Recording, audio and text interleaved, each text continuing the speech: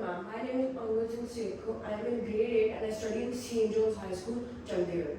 But after I have introduced myself, I would like to introduce our honored guest, Miss Ritika Singh. Miss Ritika is a content writer, blogger, editor, ghostwriter, and a brand strategist. She is also an avid entrepreneurship evangelist. She is the founder and CEO of Content Factory. Miss Ritika is the current executive council member of TIE Women Global and the ex-General Secretary to TIE Chandigarh. She is also the current chair of CII IWN Chandigarh chapter. She is the national advisor to National Minorities Commission of India. After I have introduced you, I would like to ask you a few questions. Sure, go ahead. Thank What you. inspired you to start your business and how did you turn that idea into a reality? So there was no inspiration, Nandit. I wish I could tell you that I had some very big, dreams to say I want to be an entrepreneur, I want to be a content writer, nothing. Simply, I was in a bad situation in life. I wanted to figure out how to earn money. Somebody suggested content writing. I said, okay, whatever. I don't even know what it means, but as long as it pays me, I'm okay with it. And somebody suggested, and I picked it up from there, and that's how my business started. So I'm not an entrepreneur by design, but an entrepreneur out of distress. So the single focus at that point in time when I started my business was just to earn money. कैसे भी किधर से भी कुछ भी आ जाए पैसे आने चाहिए. But it is much later after a couple of years I realized that why am I still doing it, because now वो वाली हालत तो थी नहीं that okay trying to figure out how I'm going to get my next check. So I think that's when I realized that I really started to enjoy writing content, and then you became bigger and better, and you realize that you can do social media, you can do email marketing, you can do website design, etc. That's how we grew as a business. So, ma'am, first you started content writing out of when you were in a bad situation in life, but after the years you found out that you had a love for it. Absolutely. And then you haven't looked back. I hope not. And I just look back to see how far I've come. The next question. What has been your biggest challenge so far? How did you overcome it? So I think our biggest challenge initially was that we were a work from home business even when we started 12, 13 years back. And we couldn't get a lot of clients because they'd never heard of us. We were a new company. I was based out of Chandigarh. I just moved from Bombay to here to this city. Didn't know too many people. So setting up a business without having an office was a very big task. We lost a lot of clients because I refused to go and have meetings. I said, नहीं हम तो virtual business है, so हम तो phone पे करेंगे. तब Skype होता था. I don't even know if you children or your generation know what Skype was. There was no Zoom, there was no WhatsApp calling at that point in time. So we used to do all our calls on Skype. And I said I refuse to go and have physical meetings with clients locally here or any other place.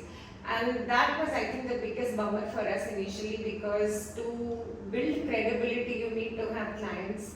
And to have clients, you need to have credibility. So that vicious circle was very tough the first 3 or 4 years. But I was extremely fortunate because I had a mentor and he introduced me to the right people at the right time.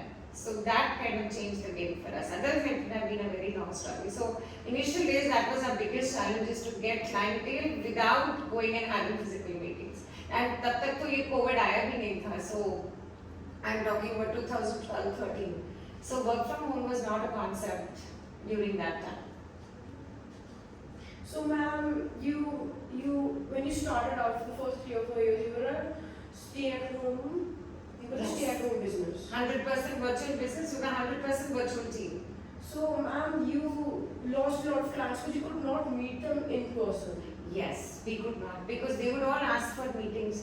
That we don't know what Content Factory is, we don't know who Ritika Singh is, so please come and meet us so that please we know who you are. Today it's not very difficult because everybody, a lot of people know us, and it's okay, word of mouth. There is so much of data available on our website. There's so many client work that we have done. We're active on LinkedIn, we're active on other social media channels. So now they don't have to worry about the credibility of our company in terms of वो fly by night तो नहीं है कि आज इन्होंने promise किया कुछ पैसे लिए और फिर भाग लिए और इनका पता ही नहीं, फिर phone switch off हो जाते हैं. So today that's not a problem, but yes, then it was. So back then you were small. Some clients tried to take advantage of your company being a small business at that time.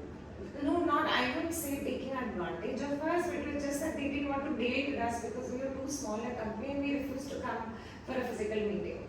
So then they were like, "They पता नहीं कोई company है भी या नहीं है." They've never seen my face. They just know my voice on the phone. That there is some girl called Ritika who does some content writing का काम. वो कुछ blog लिखती है. So सबको इतना ही पता था.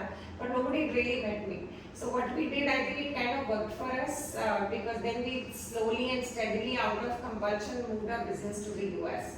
Because obviously there is no physical meeting required. So it was very easy for us and then that's how we built a US market for ourselves.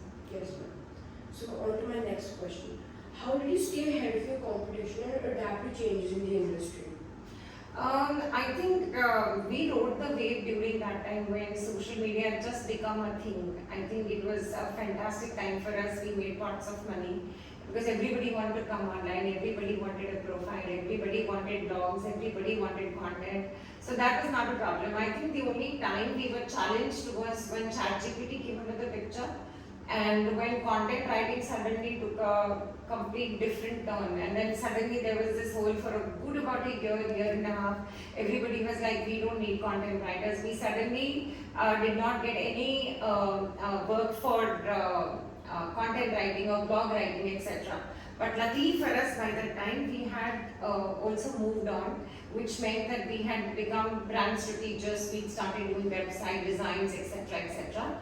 But having said that, we are still struggling with that a little bit because there are a lot of clients who don't come to us for content anymore. But now the situation is changing again. It's very interesting because everybody is writing the same content because it's all coming from ChatGPT. So now there is no novelty in anybody's content. So if you want to write an article on, let us say, what Pele did, how did he rise to fame? And I said Pele because his book is right there in front of me. So you would also probably come with the same content. You would use ChatGPT, somebody else would use the same thing. So we'd all evidently come back with the same kind of content. So then that spoils your SEO and then there is no unique value proposition that you bring to the table. Now the issue is that everybody is writing content but none of it is original, part one. And part two, they don't know what to do with so much of content. अब ये कैसे कोई decide करेगा ChatGPT सबको LinkedIn की post तो निकलवा के डाल दी अपने सोशल मीडिया पे. So, Yeah. during that 1.5 year, people were just using ChatGPT to write their content. Correct.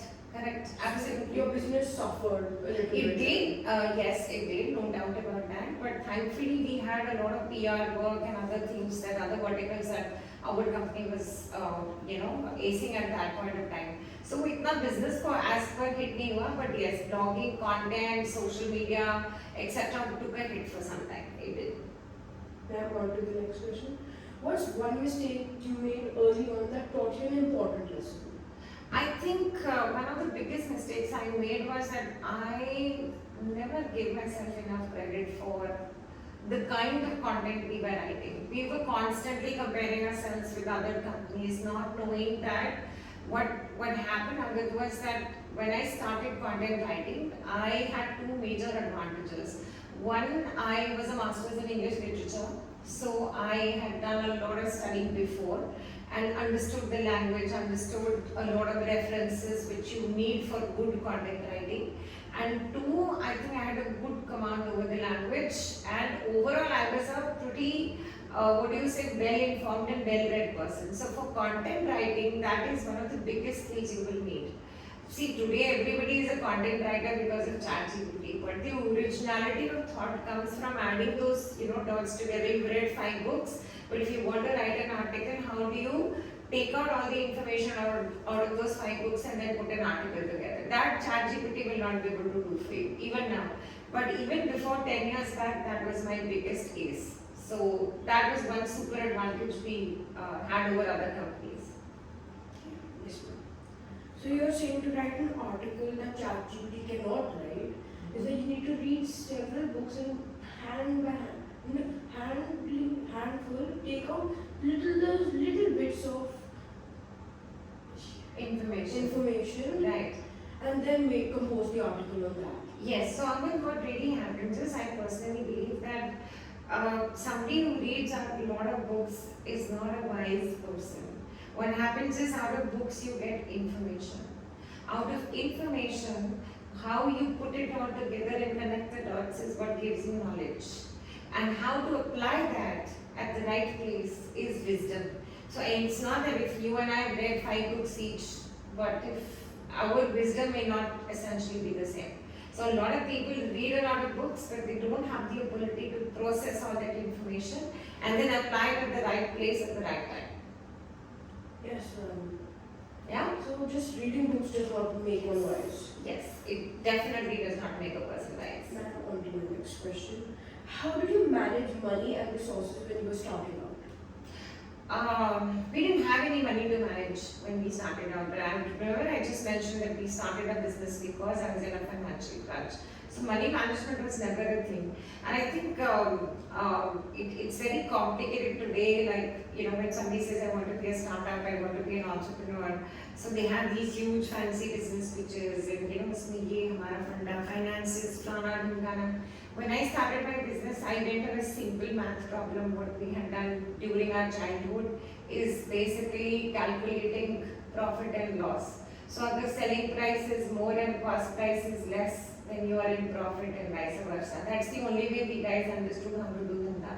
So ये सब हमें marketing strategies, ये वो none of this brand building etc. was not something on the cards at that point of time. So we built our business on very simple basic धंधा principles कि जो आप बेच रहे हो और उसकी cost price वो बस आपकी selling price उससे ज़्यादा होनी चाहिए and then you figure out कि अच्छा how much profit you want to make. So if I am paying my team 10 rupees, it's up to me how much I'm going to be charging my client. Do I want to charge them 12? Do I want to charge them 10? Do I want to charge them 9? Sometimes the brands are so important and so big that you say, even if I'm going into loss, it's okay, let me do it. So initially managing money was not a problem at all because we didn't have much of it at all in any case. So it was not a problem. But yes, we understood over a period of time that initially when we picked up our projects, like I mentioned before, the money part was one of the most fundamental things I would look at in order to make a decision whether I want to work with the client or not. It's not true now. Right now, we have to believe in the client, their own services and their products. That's the time where I make a pitch from my end. And I want to work with you because I know I can add value to your business and I believe in your business. So now we don't pick up clients where we believe that we will not be able to add value or clients' service or product is not good enough. Then we don't pick up that client. So money ke liye perception has changed over the last 10 years. So ma'am, over the last 10 years, like you said, you started off with the fundamentals of everything. You sell something for this much, the cost to make it has to be less, so the profit is more.